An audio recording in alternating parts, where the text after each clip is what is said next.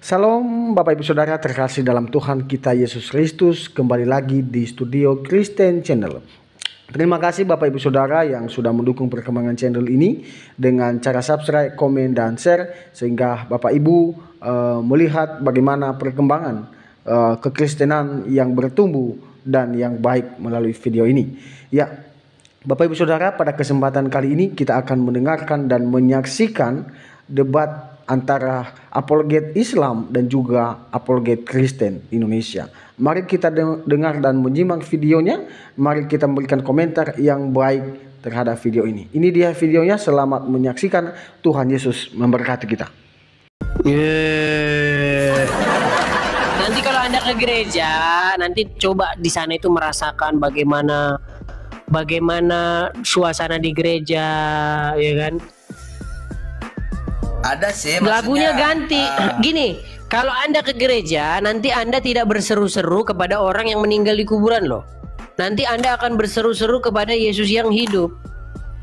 Iya, maksudnya ada yang bilang itu takutnya saya ntar dicuci otak saya, Bang Edis.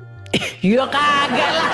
Dengerin gini, kalau Pak Ustadz Syarif ke gereja, Anda berseru-seru tidak lagi kepada orang yang sudah meninggal di kuburan, tetapi Anda berseru-seru kepada Yesus yang hidup. Contoh misalnya nanti Anda sampai di gereja, duduk di bangku, dengarkan nanti khotbahnya, dengarkan orang-orang bersaksi apa yang terjadi kepada mereka seminggu terakhir ini, bahwasanya kasih Tuhan begitu baik dan sebagainya. Lalu mereka akan menaikkan satu pujian, misalnya gini. Ku mau sepertimu Yesus, disempurnakan selalu. Nah, kalau Pak Ustadz ke gereja nyanyinya kepada Yesus yang hidup. Betul? Iya, betul. Nah, kalau ke masjid Anda berserunya kepada siapa? Kepada Allah. Bukannya kepada Muhammad. Kalau Muhammad kan sekedar pujian gitu, mendoakan. Ya, tapi kan memanggil Muhammad juga. Iya, bersolawat. Oke, Muhammad ada di mana? Di alam barzah. Dikubur, betul? Iya, dikubur. Sudah meninggal kan? Iya. Berarti Anda berseru-seru kepada orang meninggal? Iya kan? Bersolawat gitu. Iya, makanya saya bilang kalau Anda perginya ke sana, nanti Anda berseru-seru kepada orang meninggal. Kalau Anda ke masjid, berseru kepada yang hidup gitu loh. Coba nih dengerin lagunya ya nih. Bentar ya. Biar kita ini gitu loh, nampak perbedaan kita gitu loh. Ya saling menghargai, cuman kan kita ngerti bedanya nih.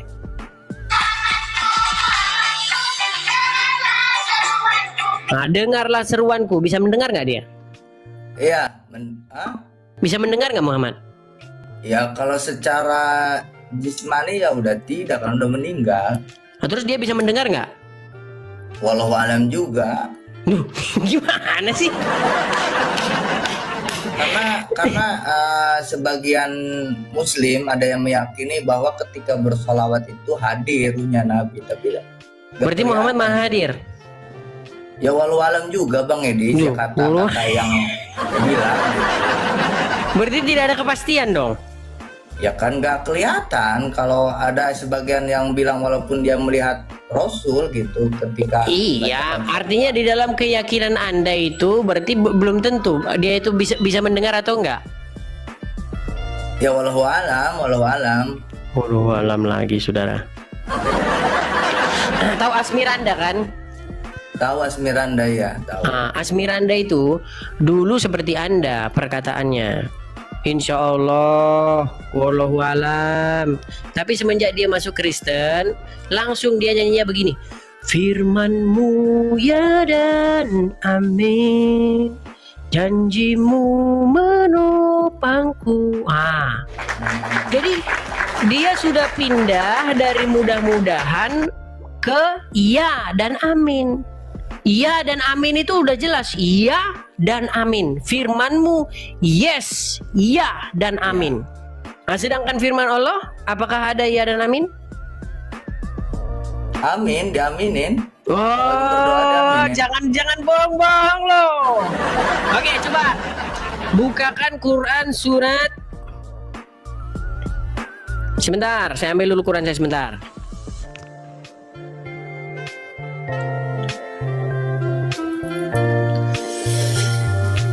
Rencana sih kemarin Sabtu mau berangkat sih Bang Edi, cuman sayangnya lagi repot. Coba juga. dibuka At-Tahrim ayat 8. Kemarin harusnya jangan ditunda-tunda kalau mau ke gereja, Pak Ustadz. Enggak kemarin maksudnya, saya kan ada itu apa? Rencana mau ke Jakarta gitu, ada seseorang yang mau ditemuin gitu, tapi karena ada halangan saya gitu masih repot di sini. Oh, oke. Teman-teman dari dari kita ya. Ya ada lah pokoknya dia di Jakarta. Iya, kita kan memang satu kerjasama lah gitulah. Iya, oke, coba bukakan surat ya. At-Tahrim ayat 8 coba. Surat At-Tahrim ya. Kita cek apakah ada kepastian dalam mengikuti Allah. Apakah ada kepastian dalam firman Allah itu? At-Tahrim dulu. Ya, At-Tahrim ayat yang ke-8. Surat keberapa itu? Surat At-Tahrim saya lupa itu. Surat At-Tahrim? Saya nggak tahu surat At-Tahrim ayat keberapa. Maksudnya surat At-Tahrimnya surat keberapa gitu? Bentar.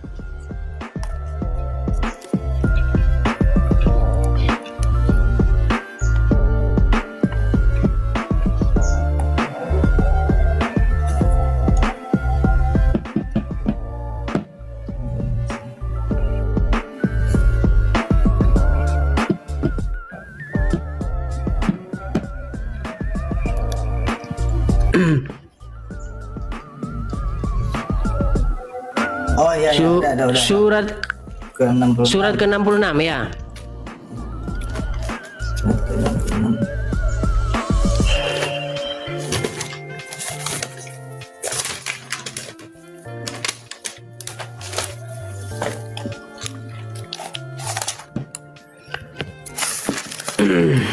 Kita cek ya, apakah Al-Quran itu adalah firman Allah atau ada kepastian atau hanya asumsi ya. Ayat berapa Bang? Ayat yang ke-8. Ayat 8 ya, oke.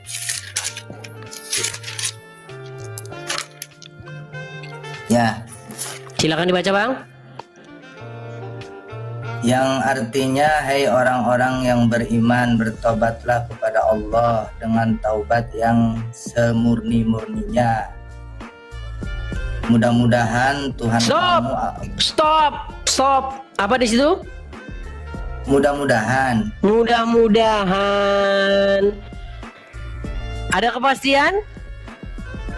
Ya kan ini begini ya Bang Edis, kan ya ayyuhalladzina amanu tubu ilallahi taubatan Nasuha. Ya, Sudah gini, nasuha. kalau apa sih taubat nasuha itu? Taubat yang semurni-murninya. Orang kalau taubat nasuha itu artinya dia tidak akan mengulangi lagi. Sepakat? Ya, sepakat. Nah, apa janji Allah kepada orang yang taubat nasuha? Ya diampuni. Mudah-mudahan, jangan bilang diampuni. Aduh, Anda ini tukang edit, jangan diedit. Di situ ada nggak diampuni? Mudah-mudahan, bukan pasti diampuni. Aduh. Coba, ulangin. Ya ayyuhalladzina amanu tubu ilallahi taubatan nasuha. Hai orang-orang yang beriman, bertobatlah kepada Allah dengan taubat yang semurni-murninya. Asa rabbukum, mudah-mudahan Tuhan kamu. Mudah-mudahan. Siapa yang ngomong mudah-mudahan? Ya Allah. Allah ngomong mudah-mudahan? Iya, karena kan ini firman Allah. Allah ngomong mudah-mudahan. Mudah-mudahan. Jadi maksudnya mudah-mudahan itu karena untuk melakukan taubatan nasuha ini kan sulit Bang Edi. Bukan begitu, Mak. Aduh, gimana nih? Gini. Bertaubatlah dengan taubat yang semurni-murninya. Sudah? Ya, sudah. Berarti diperintahkan untuk taubat yang semurni-murninya, betul? Diperintahkan. Oke. Nah, kalau sudah berhasil melaksanakan perintah itu dengan taubat yang semurni-murninya, pasti atau mudah-mudahan? Kalau mudah-mudahan, jadi kan ini orang ini bener gak nih taubatannya nasuha gitu. Kalau seperti itu bunyinya bukan seperti itu, Pak Ustadz. Di situ kan diperintahkan taubatlah kamu dengan taubat yang semurni-murninya. Itu perintahnya kan? Iya. Nah, terus mudah-mudahan Tuhan kamu akan menghapus kesalahan. Yang ngomong mudah-mudahan Tuhan kamu itu siapa yang ngomong itu? Ya Allah, karena ini kan perintah. Allah ngomong mudah-mudahan Tuhan kamu. Mudah-mudahan kamunya ini kan ayu. Enggak, Rabbukum loh di situ loh. Ada kata Rabbukum, mudah-mudahan Tuhanmu. Yang ngomong mudah-mudahan Tuhanmu siapa?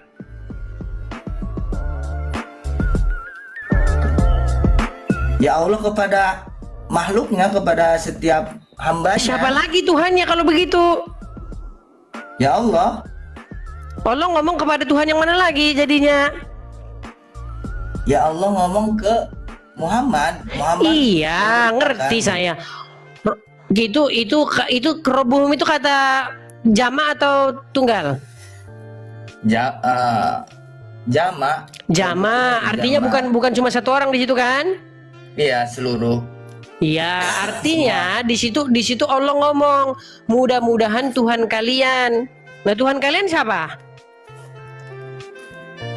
Kalau dibawa ke ilmu etimologi ya Tuhan kita yaitu Muhammad. Maksudnya gimana? Ya kan maksudnya yang mengabarkan, yang menginformasikan ayat ini kan Muhammad. Karena dia kan bukan, maksud saya begini loh Pak Ustadz, gini loh. Wahai orang-orang yang beriman, berarti kan itu banyak orang, betul? Bertobatlah kalian dengan tobat yang semurni-murninya. Ya stop, karena itu koma di situ. Oke, mudah-mudahan Tuhan kalian. Tuhan kamu ditulisnya ini. Iya, kamu di situ kan jamak. Iya. Berarti Tuhan kalian, betul? Iya, Tuhan kami ya. Tuhan kami. Tuhan kami atau Tuhan kalian? Tuhan kamu. Iya, Tuhan kamu. Kamu di situ kan jamak. Iya. Kalau jamak kan kalian. Iya, semua. Iya, mudah-mudahan Tuhan kalian atau Tuhan kamu sekalian sudah? Iya. Menghapus ya. Menghapus kesalahan kalian sekalian, betul? Dari kamu. Oke. Yang ngomong di situ siapa? Yang ngomong mudah-mudahan Tuhanmu mengampuni kesalahan-kesalahanmu. Yang ngomong di situ siapa?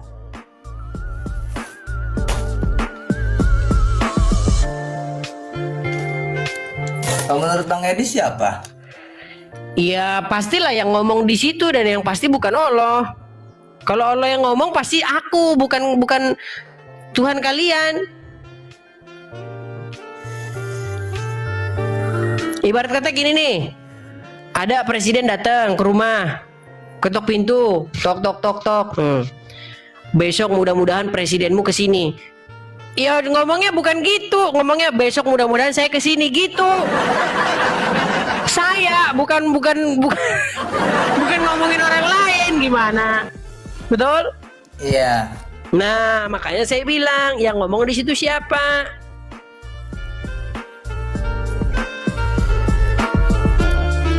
Yang ngomong mudah-mudahannya itu.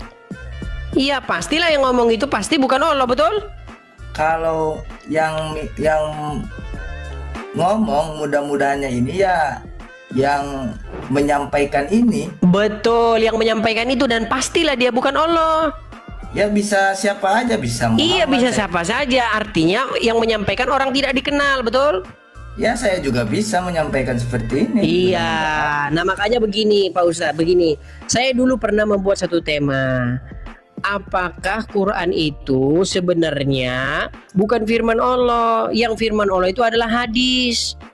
Karena yang di dalam hadis justru yang ada kepastian. Contoh, kalau kamu membunuh cicak dengan satu pukulan, maka berapa kali pahalanya Pak Ustadz? 100. Pasti atau mudah-mudahan itu? Pasti. Pasti. Nah, lebih Lebih firman mana? Yang pasti atau mudah-mudahan?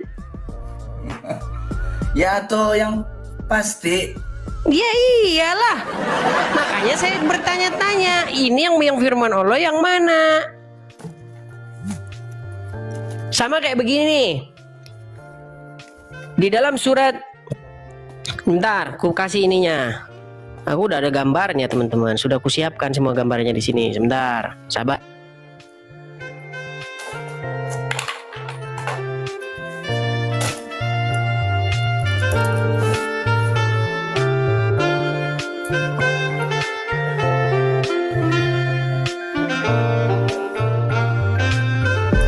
Nih Pak Ustadz, nih lihat ini. Aku gambarku udah aku bikin bagus-bagus ini teman-teman nih. Udah kelihatan? Sorry agak lemot, masih sebentar, sabar. Ah nih, udah kelihatan ya? Iya. Di dalam surat Al-Ahzab, di dalam surat Al-Ahzab ayat 63. Dikatakan di situ bisa jadi, boleh jadi kiamat itu sudah dekat. Itu di dalam Al-Quran. Nah di dalam hadis Sahih Muslim 854 hari kiamat hari Jumat. Sekarang saya tanya, kalau cuman ngomong bisa jadi kiamat hari dekat, sudah dekat, seorang Syarif Ubaidillah bisa nggak? Bisa, maksudnya? Bisa. Kalau cuman ngomong mudah-mudahan Allah mengampunimu, Syarif Ubaidillah bisa nggak? Bisa. Bisa. Bisa. Tapi kalau ngomong pasti Allah mengampunimu, pasti bisa nggak Syarif Ubaidillah ngomong gitu? Bisa. Kalau pasti ya tidak bisa. Pasti dan berarti Anda dapat wahyu. Ya. Tidak bisa, tidak bisa kalau pasti. Besok pasti kiamat. Ah itu harus wahyu. Kalau cuma ngasal nggak bisa. Nah kalau besok kiamat boleh jadi sudah dekat, semua orang bisa ngomong gitu, sepakat? Sepakat. Tapi kalau kiamat pasti terjadi hari Jumat, berarti itu dari wahyu, betul? Betul? Itu kan hadis. Iya, kiamat kan pasti. Sebenarnya katanya pasti nggak kiamat terjadi hari Jumat? Pasti. Oke, artinya itu adalah wahyu, betul? Itu hadis. Iya, hadis itu dari mana dapatnya dia? Ya dia kan melalui yang surat Al-Ahzab itu. Udah ditelepon lagi kan? Ditelepon terus setiap saya ngomong. Siapa yang nelpon, Pak Ustadz? Gak tahu, banyak nomor gak dikenal Bang Edis. Iya, pasti setiap ente ngobrol sama saya selalu ditelepon. Si Faruk aja ditelepon kok kalau aku diskusi sama saya. Si Faruk juga ditelepon nih, lihat nih. Dia tuh lagi ngangkat telepon. Halo Bang, Faruk. Iya Bang, kamu ngapain diskusi sama Edis TV? Nanti kamu dibikin babak belur, itu udah kamu lari aja katanya. Dia lagi ditelepon itu. Jadi gimana nih? Coba lah si Juma lah suruh kesini. Aduh. Jadi kalau yang hadis tadi ya Bang Edi, saya kan nyimak yang hadis tuh. Coba tampilin yang tadi tuh hadis tuh. Oke, ketampilkan lagi. Ya, saya soalnya naik mau ngejelasin yang itu aja tuh, yang hadis itu.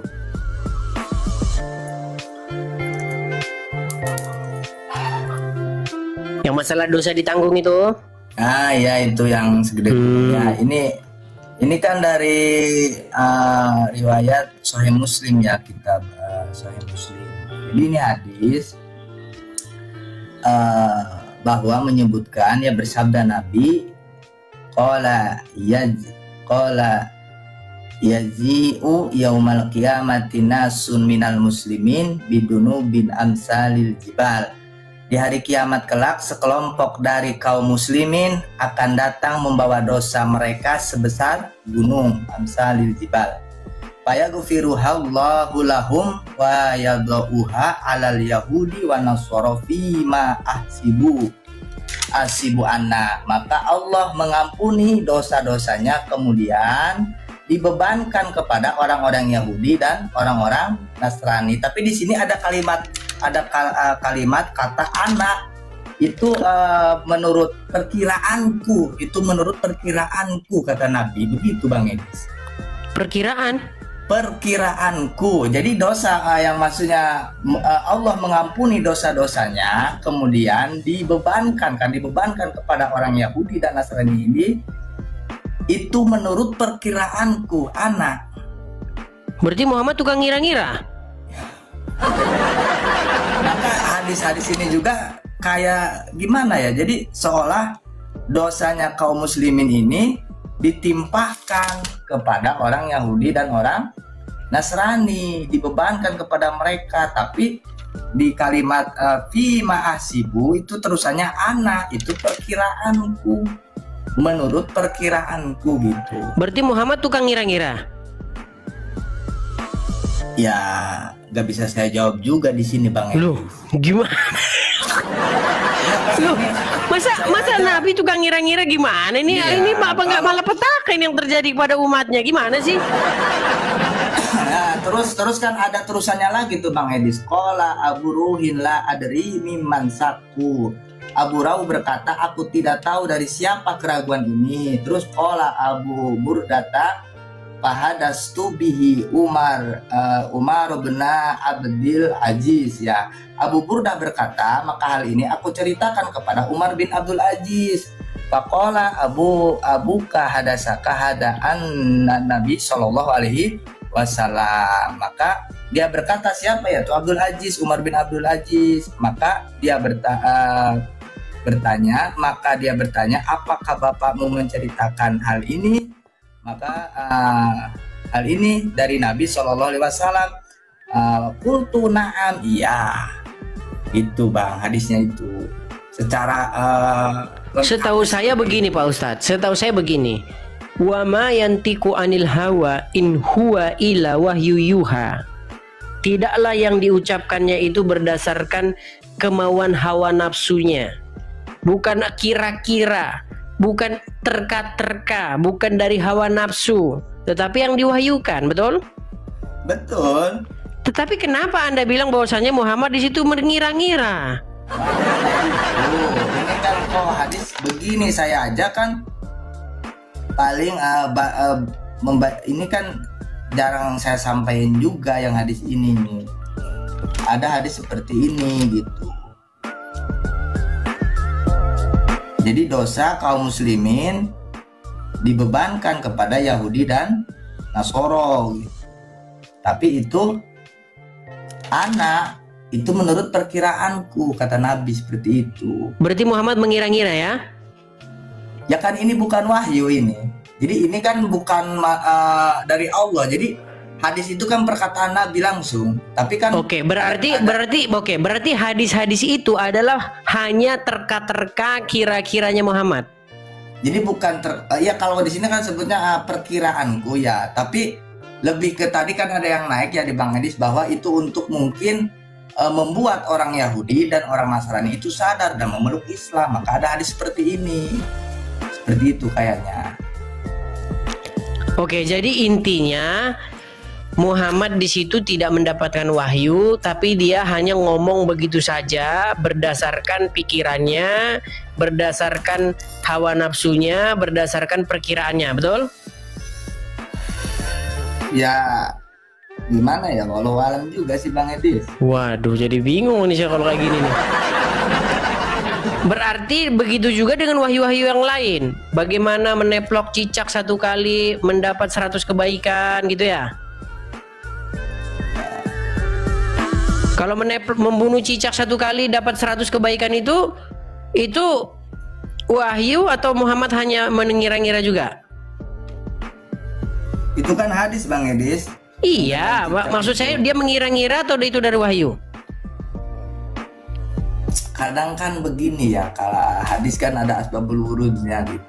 Jadi kalau wahyu kan itu dari Allah kepada Nabi melalui malaikat Jibril, itu wahyu yang ada di dalam Al-Quran. Kalau hadis kan seperti ini yang ditemakan kan di Sahih Muslim maupun di kitab-kitab hadis semua, pengertian hadis itu sendiri kan itu perkataan Nabi gitu. Iya, maksudku begini Pak Ustadz, Ya. mengenai perkataan Muhammad di dalam hadis, membunuh cicak dengan 1 kali pukulan mendapatkan 100 pahala, betul? Ya, Nah, pertanyaan saya, itu Muhammad ngomong gitu dari wahyu atau hanya dari perkira-perkiraan seperti tadi? gimana? Dari wahyu kah itu didapat Muhammad atau dia hanya ngarang bebas? Kalau yang masalah cicak itu kan hadis. Iya, tahu saya Pak Ustadz. Aduh, Ya, tahu saya itu dalam hadis Pak Ustadz. Yang saya tanyakan, Muhammad ngomong gitu itu dia dapat info dari mana? Apakah dia dapat info dari Allah? Apakah dia hanya berdasarkan asumsi liar? kalau saya sebutkan asumsi liar tar ngeri juga Bang Edis. Jadi waktu Loh, seharusnya itu dari wahyu loh, dengan berdasarkan surat Al-Quran An-Najm ayat 2 dan 3 dikatakan wa mayantiqu anil hawa in huwa ila wahyu yuha. Tidaklah yang diucapkannya itu berdasarkan hawa nafsunya, tetapi apa yang diwahyukan kepadanya. Begitu Pak Ustadz. Artinya jangan Anda sekali-kali pernah mengatakan bahwa omongan Muhammad itu bukan wahyu. Pastilah wahyu. Iya, kalau menurutkan itu benar. Tapi kan ada... Terus kenapa Anda bisa bilang bahwasanya dia mengira-ngira? Kalau mengira-ngira, tebak-tebakan bukan wahyu. Masa jadi nabi tebak-tebakan? Jadi kan begini Bang Edis. Jadi kan dia itu ketika bersabda, ketika dia menyampaikan kepada para sahabatnya ya pada waktu itu ya, kalau inilah wahyu dari Allah, inilah hadis gitu kan. Jadi kalau keterangan Al-Quran yang wama yantiqu anil hawa kan itu ya emang jelas. Jadi Nabi itu ketika berucap dia tidak dengan hawa nafsunya, tapi dibimbing oleh Ruhul Kudus itu, yaitu malaikat Jibril gitu. Termasuk apa yang dikata-katakannya di dalam hadis itu?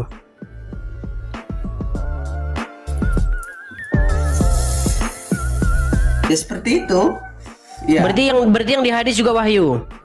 Bukan. Kalau yang di hadis bukan wahyu. Kalau yang di hadis bukan wahyu. Ya, Oke, berarti ya. berarti gini, kalau yang di hadis bukan wahyu gini Pak Ustadz, berarti sunat itu menjadi tidak wajib ya? Sunat itu Bang Edis itu ijtihad di para ulama. Jadi kan Iya sebentar gini. Ya. Kan sunat kan tidak ada perintahnya dalam Quran, betul? Iya, cuma milata Ibrahim. Oke, Ya, arti ajaran sedangkan Anda dapatkan info bahwasanya Ibrahim itu disunatkan bukan dari hadis, bukan dari Quran, betul? Iya, dari Nah, hadis. itu dapatnya dari hadis, betul? Betul. Sedangkan Anda bilang hadis itu bukan wahyu, betul? Bukan. Kalau Nah, hadis berarti tahu dari mana Muhammad kalau Ibrahim itu sunat? dia kan para nabi dulu kan sunat. Iya, dia tahunya dari mana, Bapak Ustadz? Dia tahu info dari mana kalau Ibrahim itu sunat tuh, infonya dari mana? Info Ya. dari mana?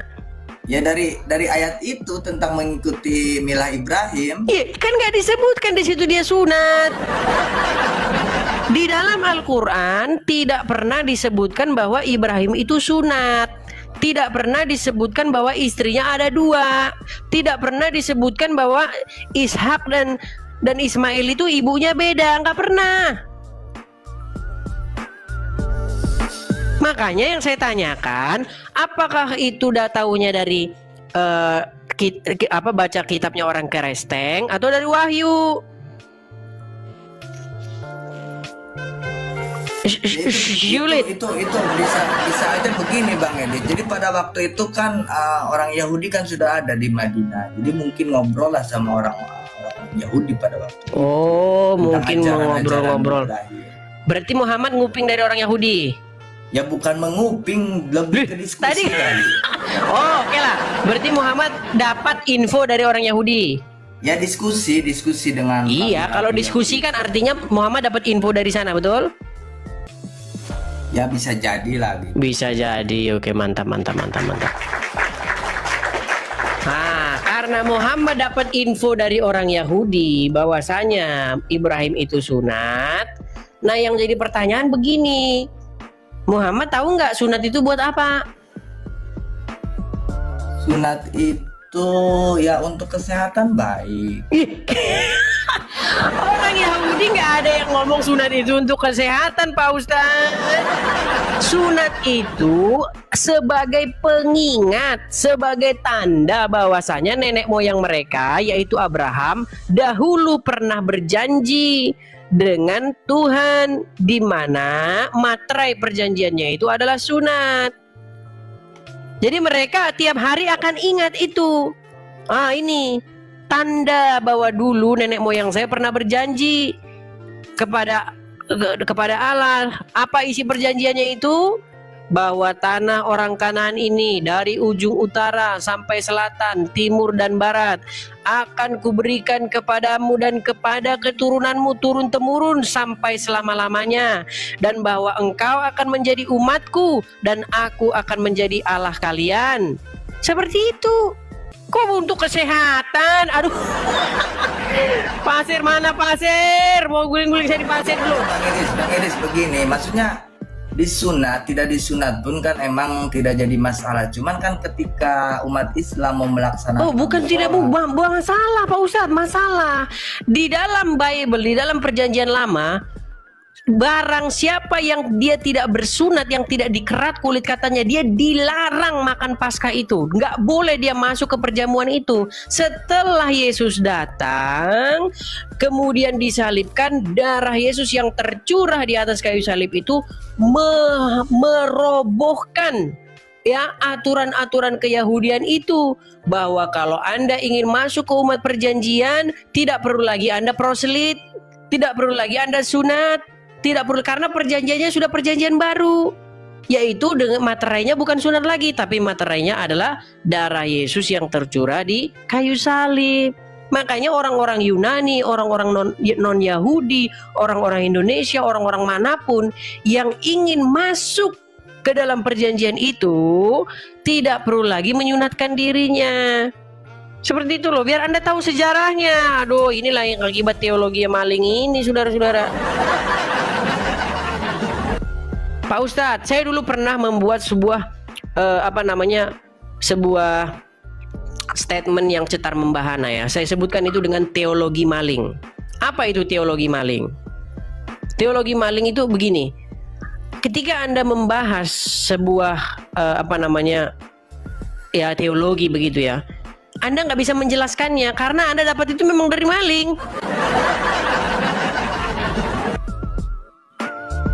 Gitu loh. Jadi begini kan, itu kan untuk membersihkan. Karena kan kalau orang nggak disunat itu nggak bersih itunya ya. Kata siapa Pak Ustadz? Kalau bersih ya mandi Pak Ustadz. Ya kalau sunat juga kalau nggak mandi ya kotor. Ya bau juga. Gimana sih Pak Ustadz? Aduh. Namanya kulit itu Pak Ustadz, ya kalau kita nggak mandi ya bau. Kalau kita mandi ya nggak bau. Contoh Pak Ustadz, orang Kristen, ya semua lah ini, ku bilang semua karena aku belum pernah ketemu yang nggak mandi. Nah, kalau aku ke gereja nih, sekarang kan hari Minggu kan, ke gereja, pasti orang Kristen mandi, gosok gigi, pakai parfum, ya kan, rapi-rapi. Makasih Bang Sorik, makasih Bang. Waduh, dapat paus, sudah lama tidak dapat paus teman-teman. Makasih Bang ya, makasih Bang. Tuhan yang membalas kebaikan abang itu. Kepada Syarif ternyata. Oke, nggak apa-apa lah, sama-sama. Makasih Bang. Jadi gini Ustadz, yang ingin saya sampaikan kepada Anda, ketika orang Kristen mandi, ke gereja mandi, ya kan, maka bersihlah seluruh badannya. Nah, sekarang kalau orang Muslim sholat, apakah dia mandi? Misalnya nih kerja, misalnya jam 12 istirahat, kan cuci muka kan, cuci. Sekarang saya tanya, apakah yang lebih bersih itu mandi atau yang cuci muka? Mandi bersih, cuci muka juga bersih. Iya, tapi kan lebih bersih mandi. Iya, betul? Kalau lebih bersih ya mandi, betul. Iya, makanya saya bilang kalau soal cuci-cuci lebih bersih orang Kristen, Pak Ustadz. Gimana? Betul? Iya. Jadi dengerin. Ketika Anda buka Quran, Anda buka dari Al-Fatihah sampai Anas, tidak akan Anda temukan di situ perintah supaya Anda bersunat. Setuju? setuju, ya betul. Nah, yang ada di situ suruh mengikuti milah Ibrahim, betul? Ya betul. Anda disuruh mengikuti milah Ibrahim, malah Anda mengikuti milah Muhammad, betul? Karena Muhammad itu pun kan mengikuti milah Ibrahim. Coba tunjukin di dalam Quran, ikutilah milah Muhammad. Coba. Gak ada. Ya kagak ada, tetapi kalian malah ngikuti milah Muhammad. Nah, sekarang ikuti milah Ibrahim. Nah, Ibrahim Anda bilang sunat. Tadi saya tanya, Muhammad tahu Ibrahim sunat dari mana? Anda bilang dari orang-orang Yahudi, betul? Ya mungkin kan diskusi pada waktu itu, pada zaman itu. Mungkin. Mungkin. Yang pasti dulu dong. Karena kan di Madinah itu udah banyak orang-orang Yahudi itu. Oke, sekarang dia mengikuti milah Ibrahim karena didengar-dengar oleh Muhammad dari orang-orang Madinah bahwasanya Ibrahim itu bersunat. Sekarang begini, lalu dari mana Anda katakan bahwasanya sunat itu biar bersih untuk kesehatan, di mana? Ya penelitian para dokter pun seperti itu. Waduh, ini mah sains menyusul kalau ini. Saya dulu sudah pernah bikin video, selalu saja sains menyusul. Sholat begini, oh nanti syaraf ini, lalu peredaran darah menuju kepala, aduh. Ada air kencing, oh air kencing mengandung obat, oh. Nanti sunat, oh selalu ada dokter yang, Mak, ini namanya teologi, sains menyusul.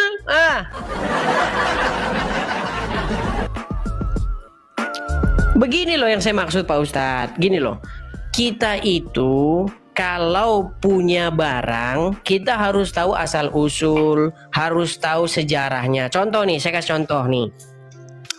Anda pergi ke sebuah stasiun, taruhlah, atau kemana gitulah. Terus Anda lihat ada HP di situ. Sudah? Anda curi HP itu.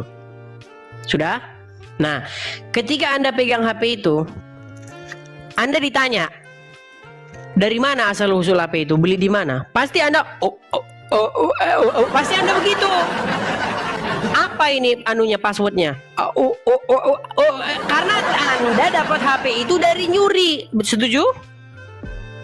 Setuju? Ya, kalau sebentar Pak Ustaz, sebentar. Anda setuju tidak? Seperti apa setujunya maksudnya? Ketika orang mencuri, maka seseorang itu tidak mampu menjelaskan dengan benar, dengan detail apa yang ada di dalam tangannya itu, karena itu didapatkan dari mencuri. Setuju? Setuju. Oke. Ketika Anda mencuri sebuah HP, Anda disuruh ditanya, beli di mana? Pasti Anda berbelit-belit, ya kan? Nah, apa passwordnya? Anda juga berbelit-belit, karena Anda dapat HP itu dari mencuri. Sekarang saya tanya, kalau memang sunat yang Anda dapatkan itu bukanlah dari mencuri atau tiru-tiru atau ikut-ikut, makasih Bang Winar Raja Wali. Sekarang tolong jelaskan, kenapa sunat itu, untuk apa alasannya, dan dari gimana sejarahnya? Silakan.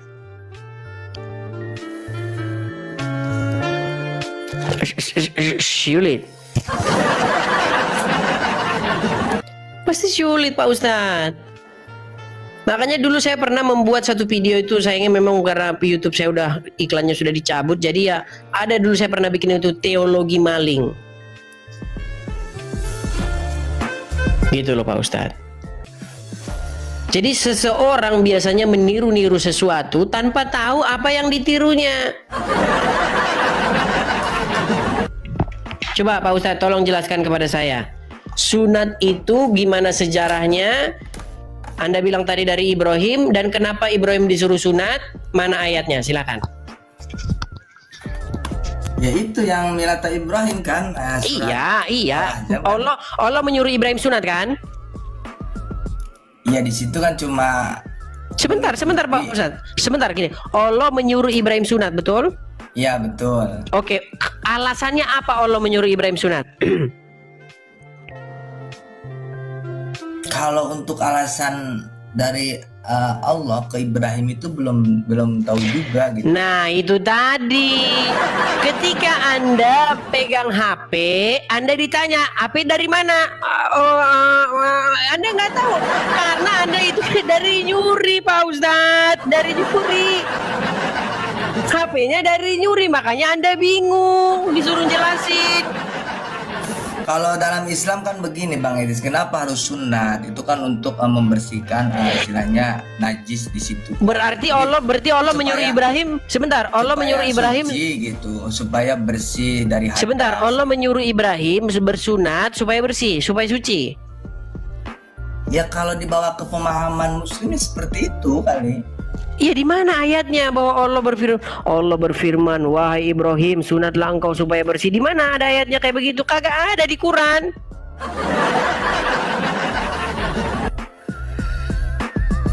Coba naikin. Galatia 5 ayat 16 sampai yang ke-26 mengatakan bahwa hidup menurut daging atau roh.